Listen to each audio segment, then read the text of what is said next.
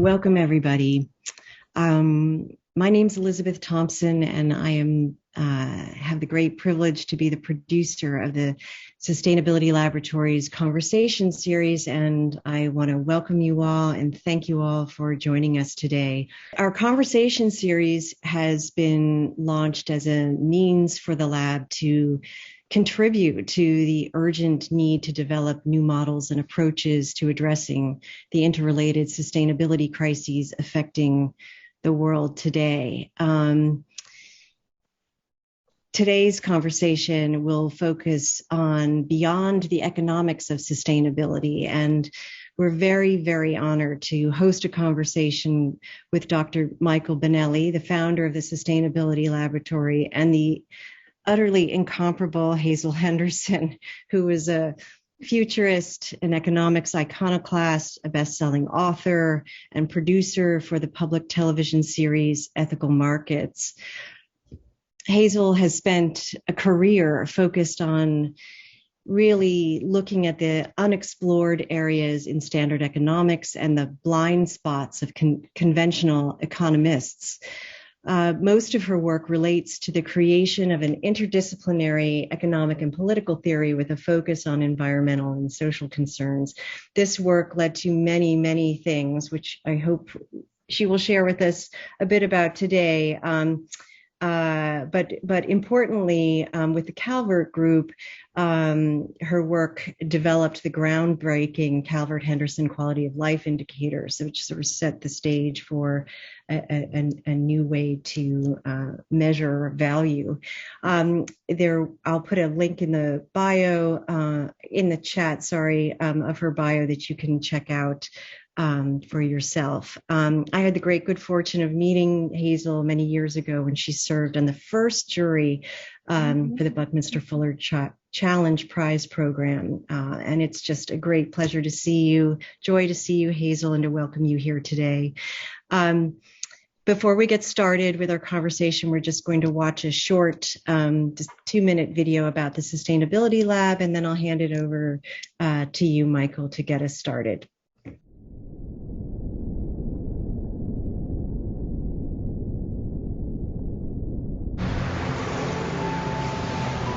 Our planet is in distress. Persistent, insensitive human activities now threaten every vital component of the biosphere, including the well-being of our own species. We are faced with a choice: continuous deterioration or a commitment to sustainability. Transitioning from the current state of affairs to a sustainable basis is an unprecedented challenge. There is no blueprint to guide us. We need bold experimentation with new ways of thinking and acting. This is why we established the Sustainability Laboratory, a global platform for sustainability innovations, a catalyst inspiring positive change. In our development projects, we work collaboratively with communities to bring about sustainability-related transformations. In our education initiatives, we help train future leaders to tackle the urgent sustainability issues facing the planet.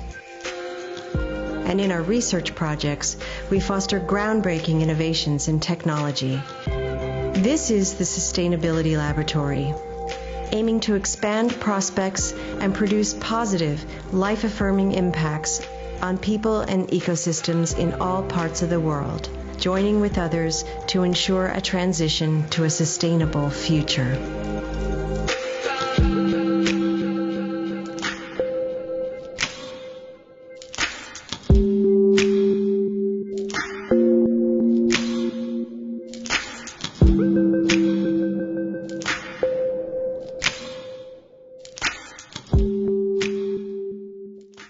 Hello, Hazel.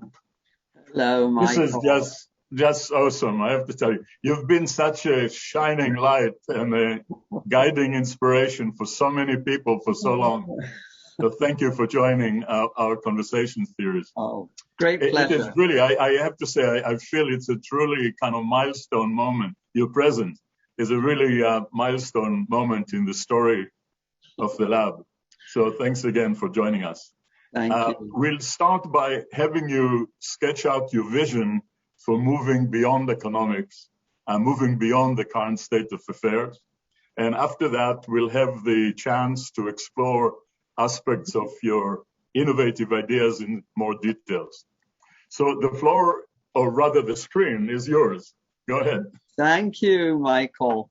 Well, I want to start off by showing a picture of the really my signature book, The Politics of the Solar Age. This book kind of summarizes my experience from growing up in Britain, moving to New York City, becoming an environmental activist in the 60s, starting a group called Citizens for Clean Air.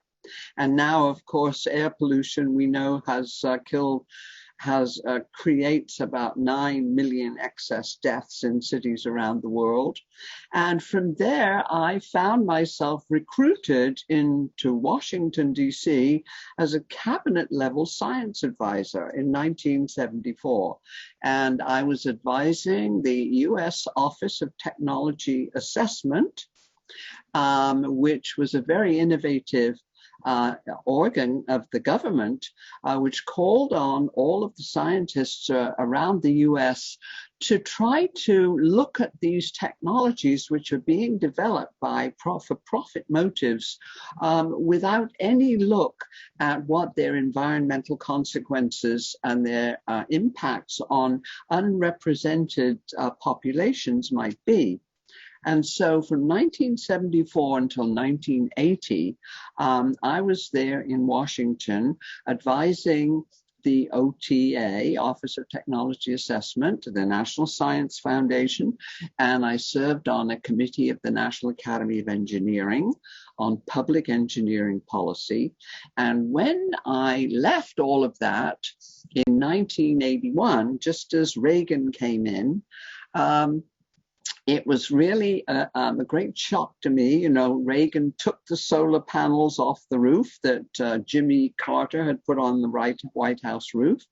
And I decided, okay, you know, I would have to write this book, which was my upfront really seat in looking at the politics of technology, the politics of science policy. And I knew we were in for a very, very long trip that I called the politics of the solar age. And my friend Fritjof Capra, the physicist who wrote the Tao of Physics, he wrote the foreword to this. And so basically, I went off around the world, and this book ended up in 800 libraries around the world, in 20 languages, but hardly noticed in the USA. And what I was really looking at was the total productive system of all societies, basically. And I had sort of noticed along the way with horror that the standard economic model was all based on the price system and cash flow in the, you know, the monetized sectors of this layer cake that I created. And all the economists looked at was the private sector, which of course everybody loves to work in, and that's where all the innovation happens, but it rests on a public sector. And then there's the underground cash economy, you know, which we now call the gig economy. And that was the only two layers of the cake that the economists were measuring. And all of our macroeconomic indicators were forgetting or ignoring the support of the two lower layers of the cake. And the blue layer I called the love economy. And that was all of the basic traditional mutual aid, barter, community exchange, the kind of stuff that Peter Kropotkin wrote about in his book, Mutual Aid, and basically that operated on a very different kind of ethic. It was really about the golden rule, do as you would be done by, which operated in that sector. And because it was unpaid, even though the production was larger than the production in the top two layers, and this is true in most economies in the world even today, was completely ignored. And of course, the whole thing rested on Mother Nature's layer, and that productivity was completely ignored. And now all of this is coming into view as we're stressing those two unpaid, ignored sectors that supports the whole total productive system. What I was preaching in that book, The Politics of the Solar Age, was, hey, we've got to expand the framework for human policy. And economics is only a very small part of it, because it's also narrowly based on these assumptions that the system is in equilibrium and that the price system is going to be the right metric to track it. And from my point of view, of course, prices are a function actually of human ignorance, because they ignore externalities. That's a classic Freudian slip, you know, in the economics profession. And so I moved on and tried to explain that we had to go to general systems theory and look at decisions and whose games were being played. And of course, the whole thing had to be a frame within ecology. And so my message, the solar age message, was that we live on an abundant planet. And there is enough of those free photons coming in every day from our mother star, the sun, to take care of us for thousands of years. And if you look at that little orange box in the front, that's the annual global energy consumption right now of all on planet Earth. And all of the other sorts of energy are represented in those other boxes. But the solar radiation that we get from the sun will take care of us for as long as we're going to be around. And yet economics was all based on the idea of scarcity. And so I was recruited after I left Washington by the Calvert group that were launching the Calvert mutual funds, socially responsible mutual funds. And I joined their advisory council in 1982 and helped them develop the idea that we had to go beyond this narrow cash-based GDP model. And so we put together the Calvert Henderson quality of life indicators, those 12 aspects of quality of life, as a new tool for assessing national trends. And very few of those indicators were based on money. For example, if you're looking at urban air pollution, you don't measure that in money, you measure it in parts per million of junk in the air. And similarly with health, you know, you don't measure that in money, you measure that in disability adjusted life expectancy. And so we tried to bring in all of these real world scientific metrics, which economists ignored. And so I presented the Calvert Henderson quality of life indicators at the European Commission. I was advising a group there. We put together a conference called Beyond GDP, and it was in the European Parliament in 2007. And I can remember back then we were talking, I was saying, well, you know, I think ordinary people know that the GDP is far too narrow as a measure of overall social progress. I mean, even Simon Kuznets, who developed it, warned that it should not be used as a measure of social progress.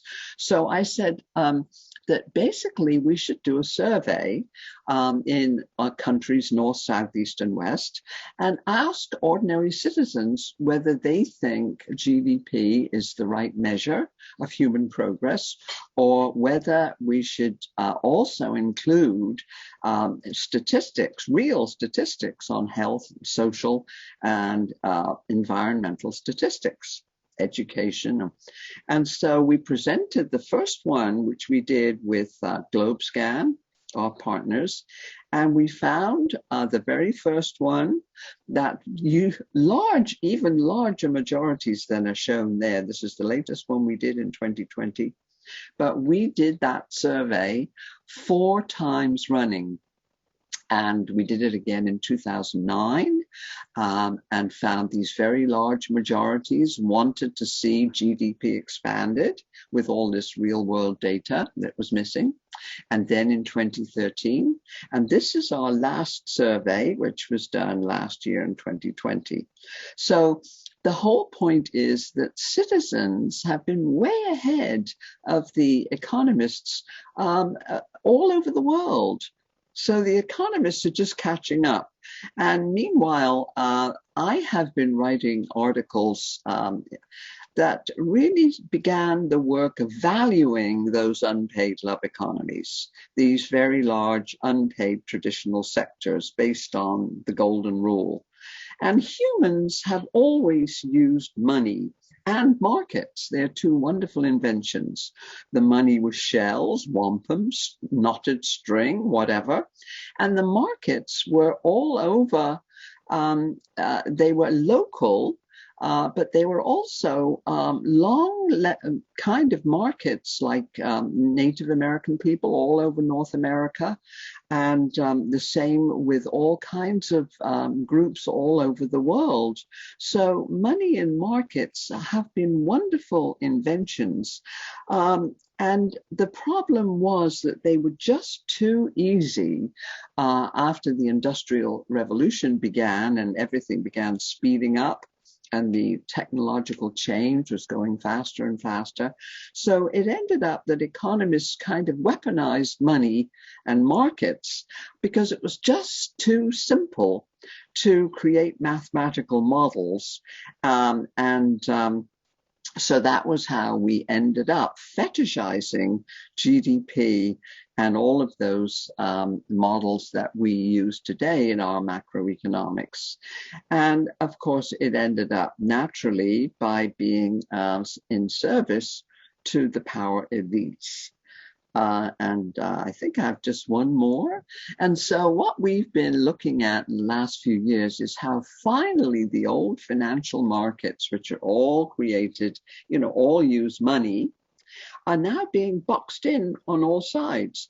There's all of the social impact and ESG asset groups now. There's about 600 of these mutual funds now using these sort of portfolios and metrics with endowments and pension funds.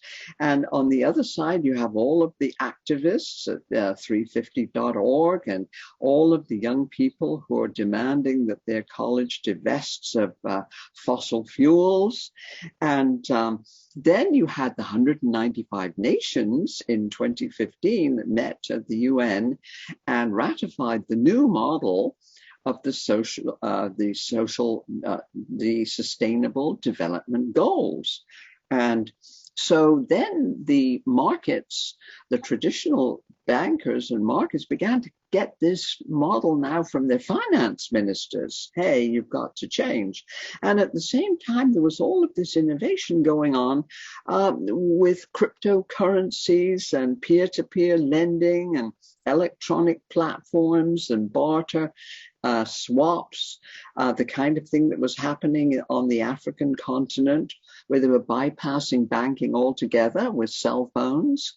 And so now we are beginning to see the change, the acceleration now to a more sustainable financial systems happening much more quickly. We've been tracking this since 2009 in what we call the Green Transition Scoreboard. And the last, we've just been tracking private investments, and our model told us that if at least $1 trillion of private investment went into global green sectors around the world every year from 2010 to 2020, there would be enough investment in the new sector that we would begin to exit from the fossil fuel era and enter the solar age. And our last one, we tracked 10.3 trillion of these private investments in solar, wind, energy efficiency, LED lighting, electric vehicles, all of this stuff we know about. And of course, we excluded nuclear and a lot of the nonsense that's going on now about having machines try to capture CO2 from the air, where nature knows perfectly well how to do it. So I'll stop there, and thank you very much for letting me just introduce myself in this way. Thank you, Michael. And all of this is free on our website. You're giving us so much to think about, and there's so much to explore in that little presentation. It looks like by all accounts, we are facing a watershed moment in the history of the evolution of human society on the planet. A moment that requires a really major transformation that is analogous to the concept of paradigm shift that was used by Thomas Kuhn to describe scientific revolutions. So I was wondering if we can talk a little bit about the factors that are behind this watershed moment. Things like, obviously, population, the globalization of financial market, the globalization of trade, the globalization of information, of course, and many other factors. Maybe you can talk a little bit about those aspects, the factors behind that transformation. Yes, well, I remember having Thomas Kuhn sitting around my dinner table in Princeton many years ago, and there's Amory Lovins and a few of us sitting around, and somebody asked him, when is this paradigm shift going to happen? And he pushed back his chair and gave out a big sigh and said, one funeral at a time. So, this relates to the fact that the problem with economics was all based on equilibrium. And actually, biologists know that human living systems evolved due to stress, of course. That's the only way we grow and change, and that those changes never come in a nice, orderly, straight line. They come in what biologists call punctuated equilibrium, in other words, in jumps.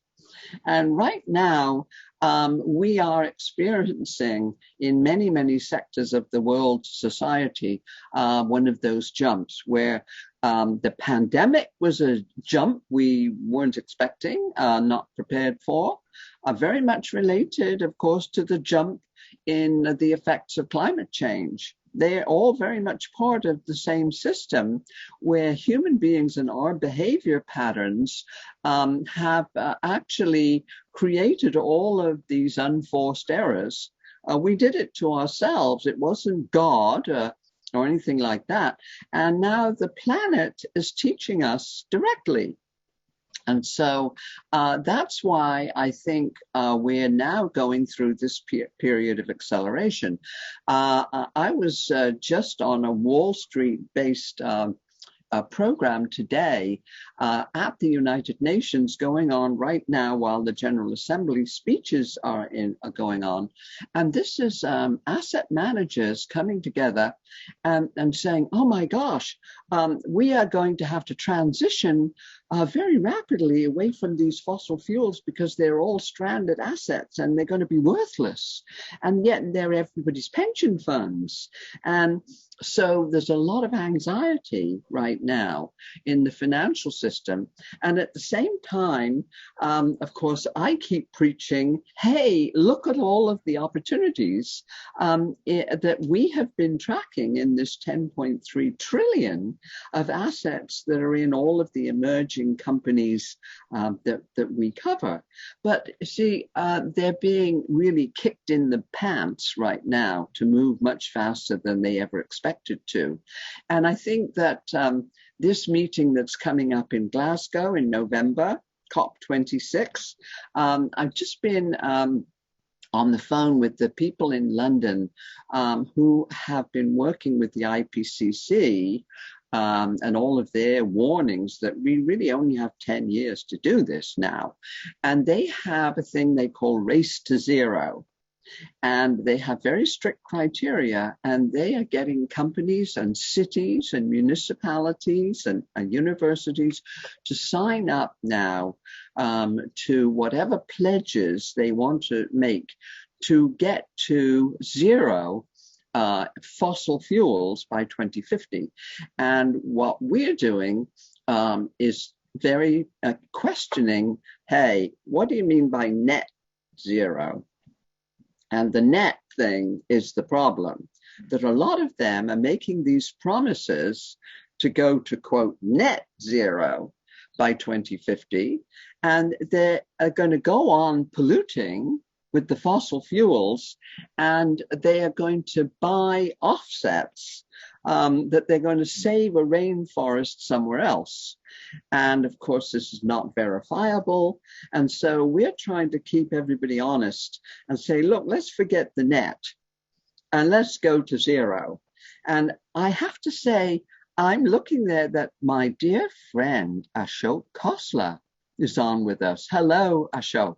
So nice to have you on this call. Hello, how are you, Hazel? I'm fine. Well, Hazel, when you say the planet is teaching us, I believe you are referring to physical phenomena like all the storms, the droughts, the increase in severity of storms, all the fires and things of that nature, right? Exactly that. Yes, exactly. And the other thing you pointed to, Michael, which is also very important, and I've been exploring this in detail, and that is the whole issue of population and what is the carrying capacity of this planet. Mm-hmm. Certainly with the kind of consumption patterns we've had in North European, US and North the European countries, we have exceeded the planet's carrying capacity. But when you look right now, even as we look at China and India, we find that on a per capita basis, their effect on the planet's ecosystem are about 1/50th of an average American consumer. So we have to really get more deeply into this issue. And I'd love to get your view on that a little bit more, Michael. Well, you know, we felt for a long time that those two variables, if you like, population and carrying capacity, have to be at the heart of any real definition of sustainability. The current prevailing things about the future generations and so forth is a very lukewarm thing that doesn't bite the bullet. And for obvious political reasons, you know, you cannot talk about population because then it's a new kind of imperialism. You cannot talk about carrying capacity, but then you put the finger at the OECDs and all the overgrowing consumption. So those two variables are super, not that they're important. Without them, there's no definition of sustainability. And that's really at the heart of the conceptual framework of the lab itself. Yes. So let's take, you basically gave a name to the new era that we have to move to. And you showed this to us with the cover of your book.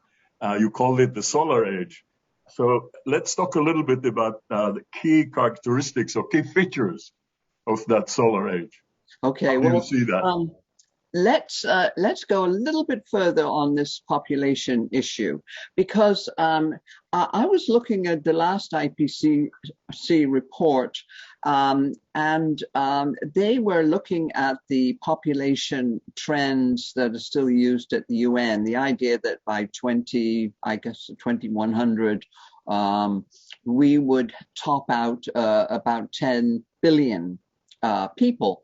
And at the same time, the model that they'd begun to use was that, well, they weren't sure that that was actually going to happen. You know, that we're now at what, 7.8 billion. And at the same time, I read a book called Empty Planet. which I reviewed along with the IPCC report. And these are two Canadian statisticians who've been doing surveys all over the world and looking at the fact that fertility rates are dropping very rapidly now. And many countries in Europe and also now in the US and many other countries are below replacement level.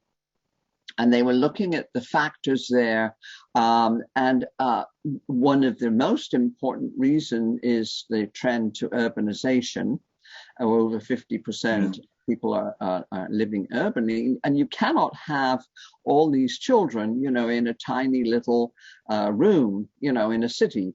And you don't need them to help with the agriculture and the farming anymore.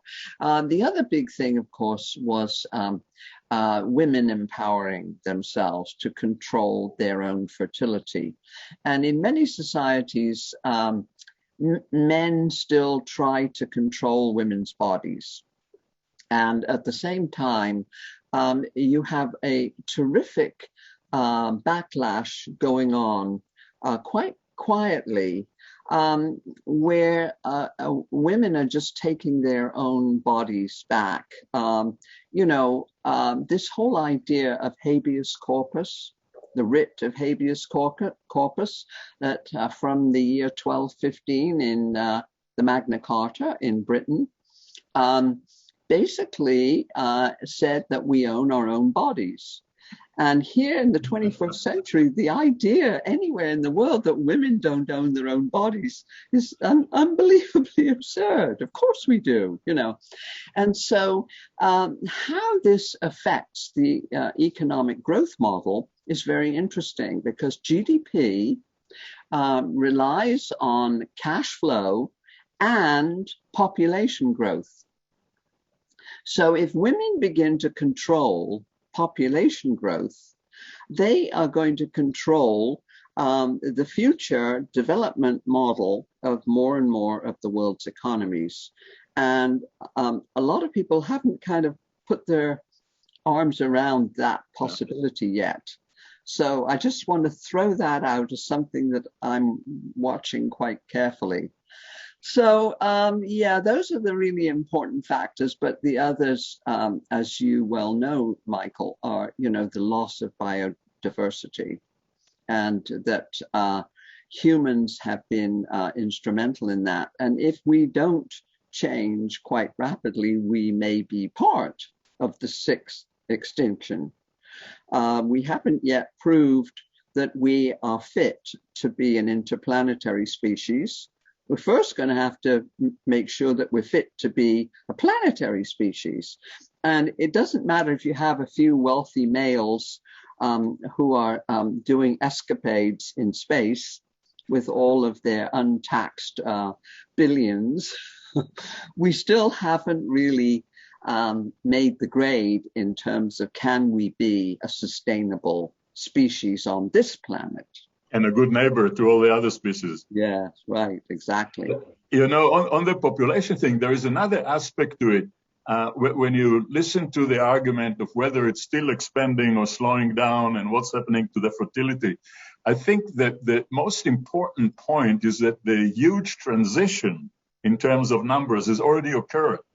Even if it slowed down, you're talking about the angle at the top of the peak, so to speak, of the. Remember when Bucky was talking in the 60s about there's enough to go around, there were just over 3 billion people, and there's no time at all. You know, yesterday I was a student, today I'm here, and the population have gone up from 3 to 7.8. And so at the end, there is a very important aspect there of that relativity of keeping the balance between the numbers and the carrying capacity. And the carrying capacity can be affected, of course, by good design, by good technology, but many other things of that kind, although we are not really doing it always and everywhere. Right. Well, I remember some years ago that my good friend Ashok Khosla was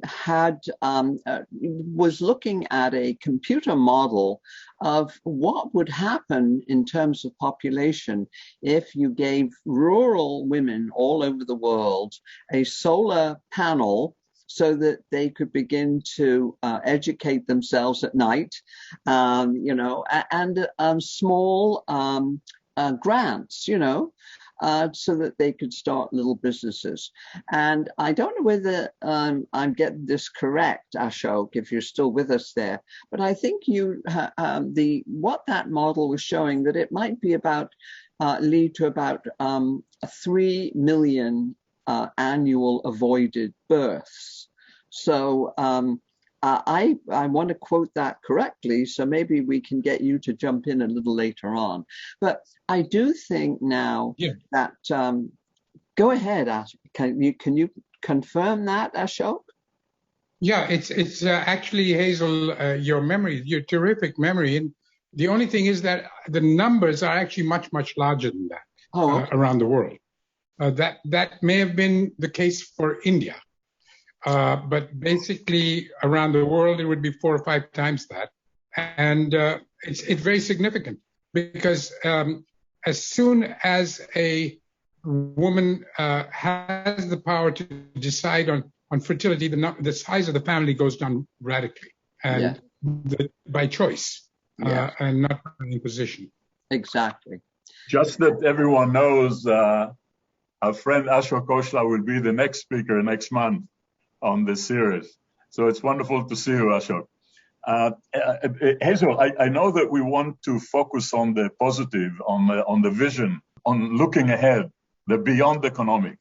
But I think that the faults, the pathologies in the financial markets are one of the biggest blocks to progress in terms of moving to a sustainable future. It's really one of the big engines that are preventing things to happen faster. And I think without major reorientation of the financial markets, things will not happen. So I wonder if we can focus for a minute on the question of how our current economy is dysfunctional. What's not working there? Well, I really faced up to that the time that I was with the Calvert group, because there we were, and we were trying to develop screens to invest in good companies, that by all of these new, what we call ESG and criteria. And I began to realize, corporations are puppets of finance. Shouldn't be that way, because finance really should be just like an electric utility. It should be there to service the real economy, but it's turned into a predatory system of financialization. And I realized, oh my Lord, I'm going to have to move up the food chain and confront this directly. This business of making money out of money is a scam, and a very powerful scam. And it's infected many, many countries. I mean, when I first was invited by the State Council to go to China in 1986, and I gave a lecture series starting off at Jiao Tong University. Back then, my message to my Chinese friends was, please don't make all the mistakes we're making. And, I would wake up in the morning and think, gosh, this is very quiet. It must be a Sunday morning, and I'd look out of the window and there's just a sea of bicycles, quietly, everybody getting around, blue sky, And of course, they got financialized. The Chinese got in line with all of that. And the financialization message is very dominant because people don't really understand the politics of money creation and credit allocation. And we did a TV program which was on PBS stations around this country, and we've uplinked it a couple of times since the last 10 years. It's called The Money Fix. And it explains how it was that the money creation in the United States back in 1913 fell into the hands of private bankers. In our Constitution, money, coining the nation's money, is actually a public government responsibility. And the banking industry really strong-armed the government at the time to set up the Federal Reserve, which they controlled. And basically since then, we have been unaware, most people are quite unaware, that our central banks now, I mean, they could create the money directly and just spend it into the economy. We wouldn't have to pay interest to private, bondholders or anything like that. But instead, the Federal Reserve enabled the private banks to take over the creation of our money supply. Whenever they make a loan, they just make an entry in the loan book saying, okay, I've loaned Joe $100,000 for his mortgage, and they just write an entry into that account. And so the whole thing of money creation got turned over to bondholders. And so not only did the banks and the bondholders take over the creation of the money we have to use, but guess what? They also charged us interest on it, the biggest scam you can possibly imagine. And so today, we have a very big shift going on due to the pandemic. And this is very evident in the U.S. Congress that the economic textbooks, it was all about scarcity, and we mustn't have deficit spending, and we're going to charge all of our children these interest payments, and all of this nonsense serving the old banking and elites and Wall Street. And instead, what happened was they realized, oh my gosh, the economy is collapsing. And if we don't keep up purchasing power, we're going to have another crash.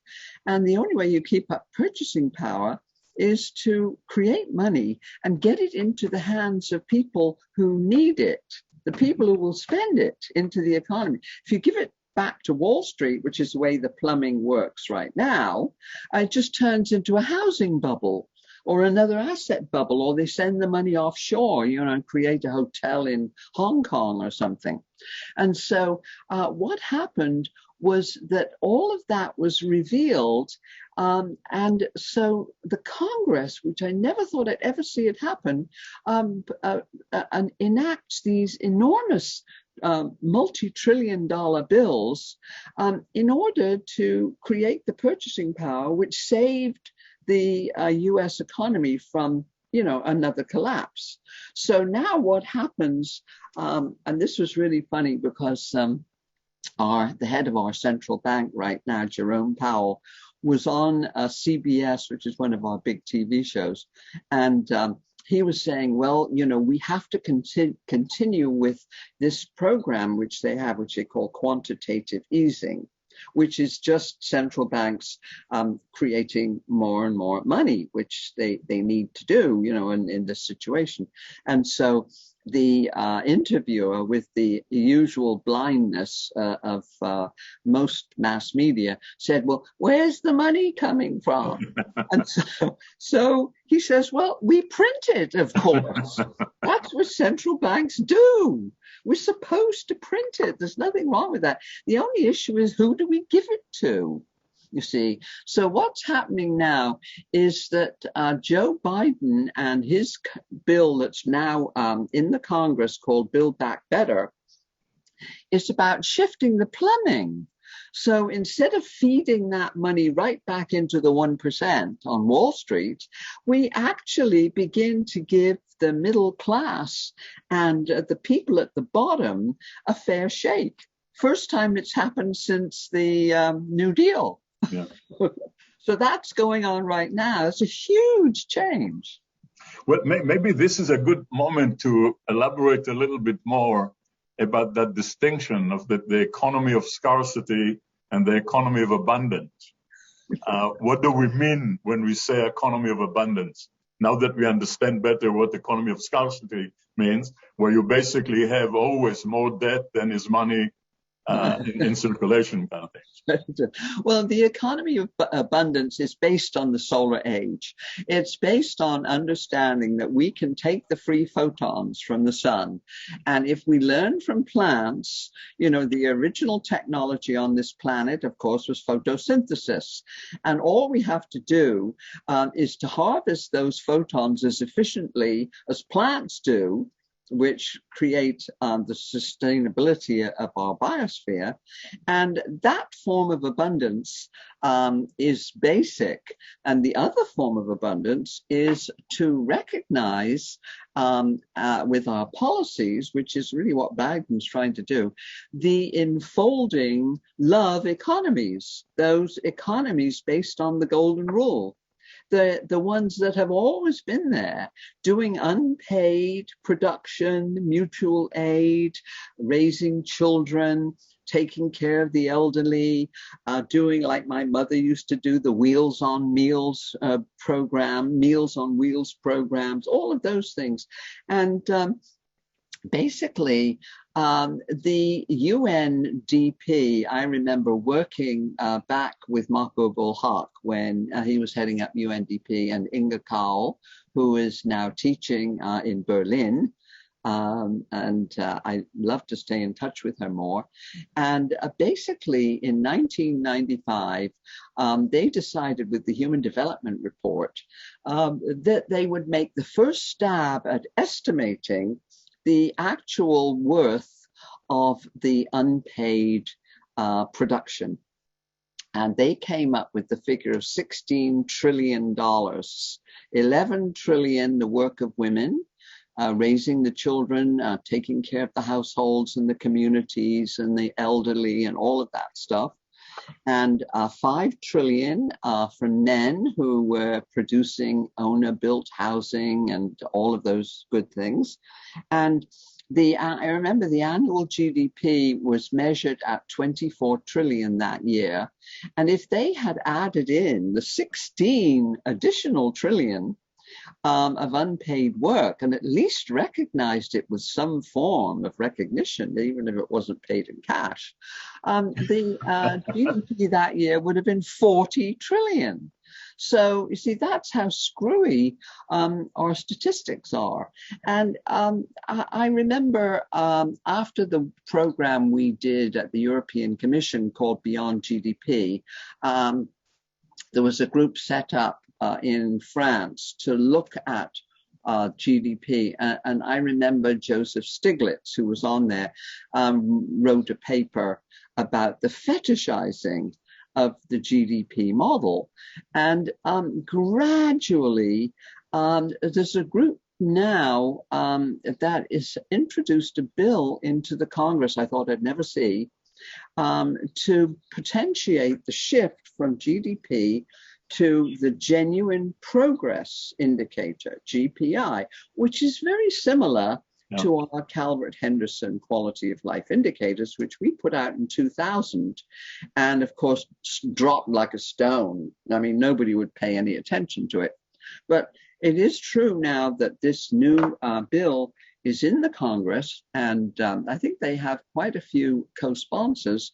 So I think that that's what I mean by these sudden shifts. You know, you can actually change a paradigm more quickly than you could have imagined, just because there's so much evidence now for the need for change. Now, you mentioned photosynthesis. So perhaps that's we can explore a little bit. What can we learn from biology? What happens when you look at nature as an economy? I actually love the image that your friend Elizabeth Sartoris kind of projected of looking at nature as a bank of resources that are available for all species to take whenever they need. And you take something and then put something in return to keep the whole ecosystem going. So let's go a little bit more into that. Yes, well, we feature Elizabeth in our TV show, The Money Fix. And we keep contrasting the way nature's economy works. And then the second half of the show is all of the local currencies which exist in cities and towns all over the world. And I have always used those as a sort of a leading indicator of how badly managed the macroeconomy was, you know. And it's like all of these smaller towns and cities around the world, their view was, well, oh, okay, if the big croupier at our central bank refuses to create enough chips to distribute so that we can clear our markets, we'll just create our own chips. And of course, the most famous is the one developed by my friend Susan Witt at the Schumacher Society, called Berkshires. And they're in the town of Great Barrington, Massachusetts. And they've had television crews from all over the world have covered Berkshires. And the way the Berkshires worked to help the local economy in that part of Massachusetts is that basically people had two currencies. And in one pocket, if they had to go out into the national economy to purchase something, they would use the US dollar. But for all the local transactions and investments and everything else, they would use Berkshires.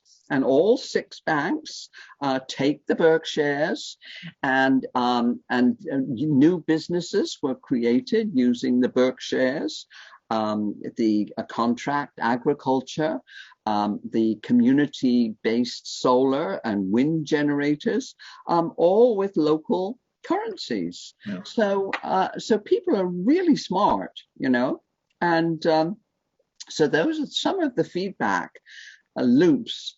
And of course, now we're in a situation with all of these cryptocurrencies where the thing has gone a little bit off the chart. And we've been covering the whole cryptocurrency thing, and there's about 3,000 of these cryptocurrencies now. Pure speculation. They're not currencies. They're not asset classes. They're not stores of value. They're pure speculation of those people who don't trust the government for some reason or other. And so basically, we looked at all of them and decided that there was one we picked out which we thought might survive, where we partner with SolarCoin, which is the only cryptocurrency that we could find, which was 100% tethered in the real world. And it's a reward currency, which you can only earn a solar coin if a third-party verifier has verified that you have created solar electricity off your rooftop, and so many kilowatt hours. And so a kilowatt hour is a kilowatt hour is a kilowatt hour. And it's better than gold because you can actually use it. You know, you can't do much with gold. So basically, you can go and take a look at SolarCoin, and we think that that's one of the few which actually will survive. But, you know, I've always referred to Bitcoin as Bitcon, because it wastes a lot of electricity, you know. And and the other thing is the visual fraud that Bitcoin uses, and that is that they have this visual that they put out as in their ads of shiny gold coins with a B. That doesn't exist. They don't exist. I mean, Bitcoin is just a string of of numbers in a computer, and so I have been railing against this, and I wrote an article last year, you know, after in California, you know, where all of the fires caused the electricity to go down, and I called my article Silicon Valley Karma: Faith in Electricity. And their entire dream of digitizing everything, and everybody's going to have virtual wallets, you know, with virtual currencies in them and all. I mean, pull out the plug and it's all gone. And so we have to learn that we humans have to deal with nature's principles. And that's why I got together with Janine Benyus all those years ago. And we created the principles of ethical biomimicry investing, which, of course, we've never gotten any asset manager to adopt, at least the model's there. Well, you know, interestingly enough, there's, of course, beyond the currency issue, there's also a material dimension there. And that's how to move to a no waste economy, a waste to resources. So a super giant eco-recycling of everything so that the chemicals move where they should be, not where they should not, and so on. Let's go back for a minute to the orthodox indicator, like the GNP and the GDP, and go back a little bit more about why they are so insufficient.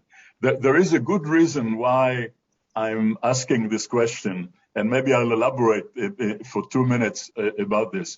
I think that concept of really taking care of externalities has to go way beyond the gross national, the national or global level, into small things as well. A good example is the project that you are familiar with now that we're doing in Israel, Project Wadi Atir. It's a project with a marginal community that has been neglected for over 70 years, and that you have to invest in it. This is what public money should do. Invest in it in order to bring it to par with the rest so it can function in a healthy way. Now, both our donors and the government are putting tremendous amount of pressure on this project to break even. And how do they see the break even? By the report that is produced by our accountants. What do? They look at how much money you have coming in this year.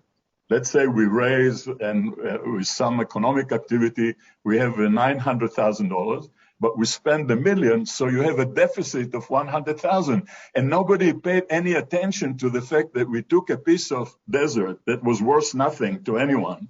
And today it's a piece of land that is worth millions, with all the equipment, all the technology, all the capacity building that went on, and so on. So it's a constant struggle, even on this minute detail. And this is why it's so important, I think, to incorporate assets in those accounting, as well as the value of infrastructure and investment in all the public goods that are absolutely essential in our thing. Maybe you can comment a little bit about that. This is a wonderful example of the problem, Michael.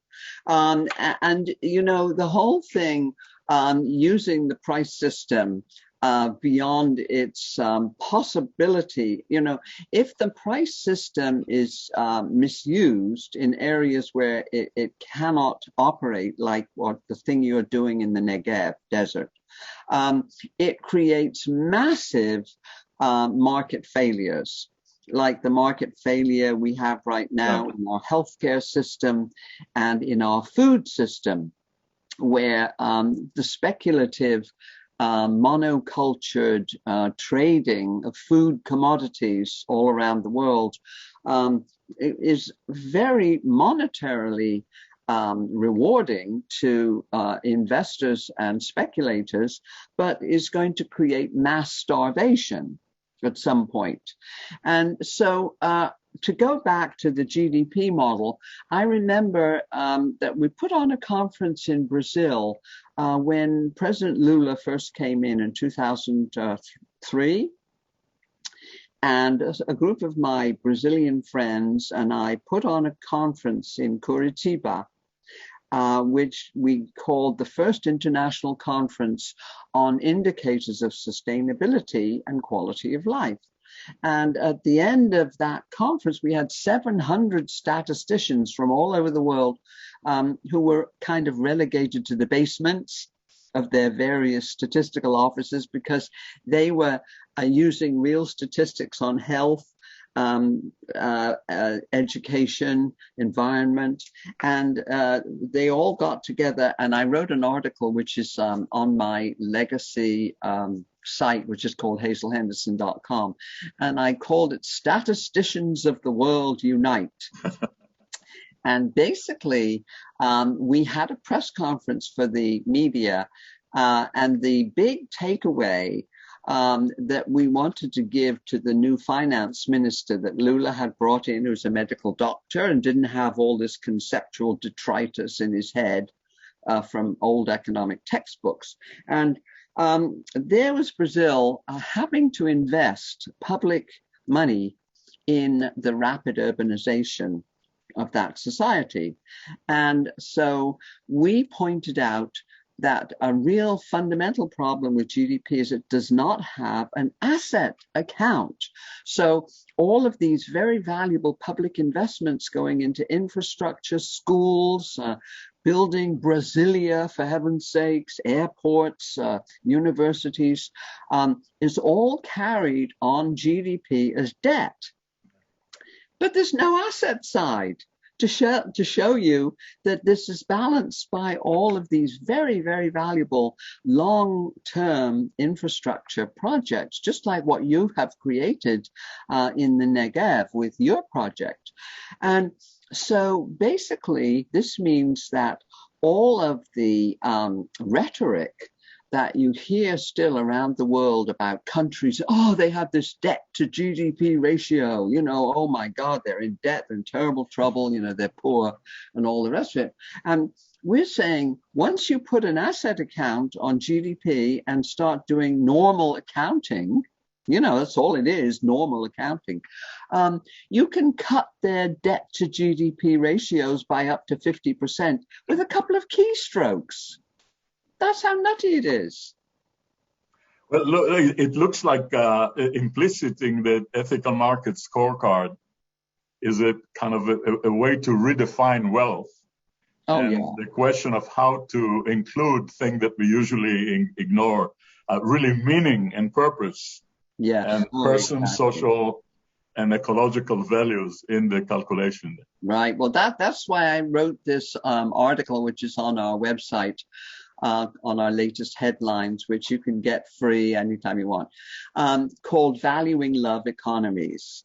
And I just pointed out, you know, that the kind of infrastructure spending that will balance this situation now is what we absolutely have to do so that we're not subsidizing the GDP money sectors with all this unpaid labor. I mean, take the US health system, which is vastly overpriced and unsustainable financially. I mean, 50% of all of the bankruptcies come from people can't pay their health bills, and yet it's subsidized by 53 million unpaid workers, mostly the women who take care in their own home of the elderly or the sick, or they work for extremely low pay.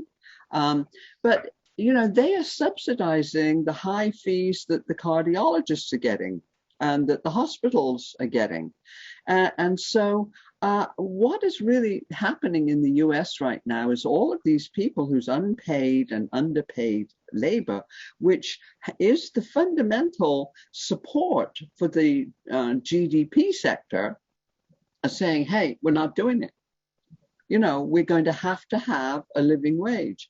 And so all those women who had to leave the labor force with the pandemic because nobody else was taking care of the children, and the daycare industry completely fell apart, all these little daycare groups, they all went bust.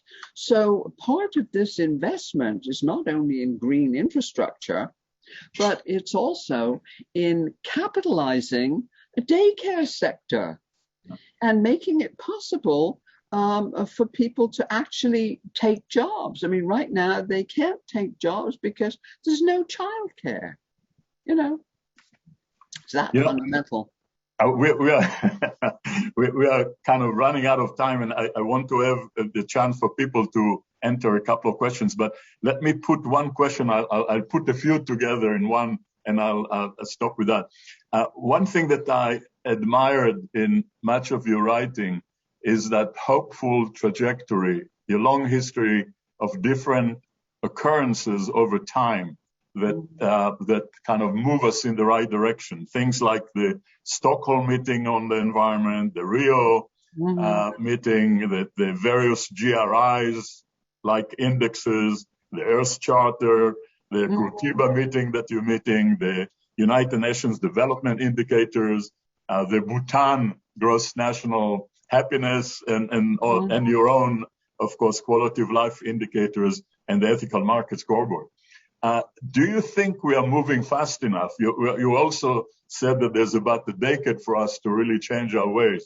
So all this good news, if you like, that come dripping down and are still fragmented and have not come yet together into one major, I don't know how to call it, global Marshall Plan. Are we moving fast enough? And are there any, let me add another aspect there, are there any lessons to learn from the pandemic that, of course, exposed so many of the pathologies in national and international ways of doing things? Yes, absolutely. Well, Fritjof Capra and I wrote an article about over a year ago called Pandemics, Lessons Looking Back from 2050. And we just put out a scenario of how the pandemic could teach us the unsustainability of what we were doing. And it's traveled around quite a lot. But no, we're not moving fast enough.